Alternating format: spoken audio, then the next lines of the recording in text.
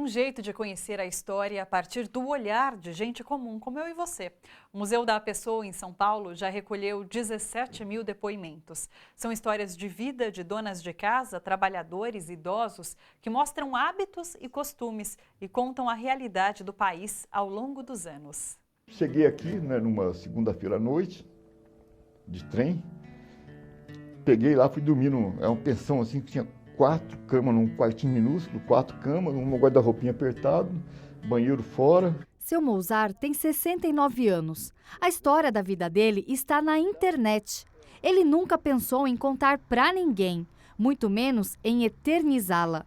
Mudou de ideia depois de conhecer o Museu da Pessoa. Quando a gente lê um livro de história de outros tempos, a gente vê que o historiador não tinha como ter acesso assim, ao cotidiano das pessoas, como o Museu da Pessoa dá, assim, a história das pessoas normais. O Museu da Pessoa é um espaço virtual criado para armazenar a história de qualquer cidadão que queira guardar ou compartilhar as experiências vividas.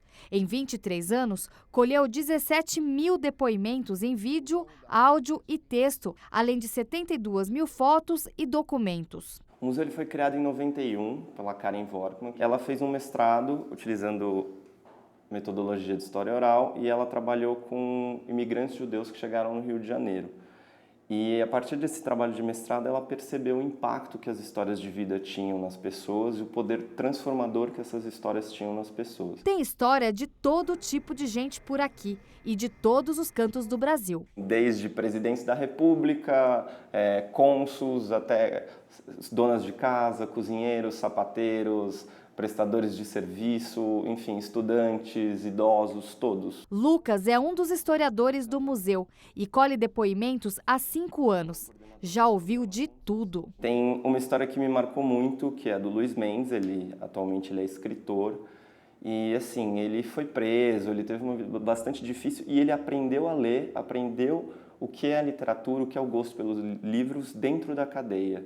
Então, ele estava numa solitária e um outro presidiário ia lendo um livro para ele, Os Miseráveis, ia contando para ele pela tubulação da privada. Se você acha que a história de Luiz parece coisa de cinema, pode até ser. Tanto é que o museu ele tem sido bastante utilizado por escritores, roteiristas, porque eles recorrem às pessoas para a construção de personagens. Os depoimentos são colhidos nesta sala, uma espécie de estúdio montado aqui no Museu da Pessoa.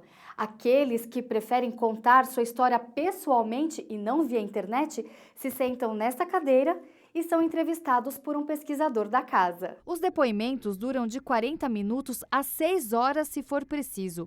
Por isso, apenas 2 pessoas são escutadas por dia. Hoje, quem gravou foi Almir.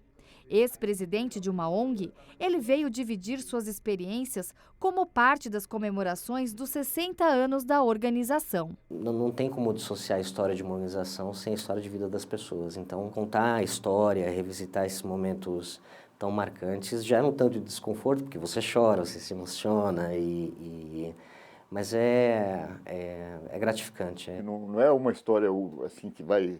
Não é exemplar assim, para seguir de modelo, mas juntando com o depoimento de outras pessoas também eu acho que dá para saber, ter uma noção melhor de como era a vida nesse período.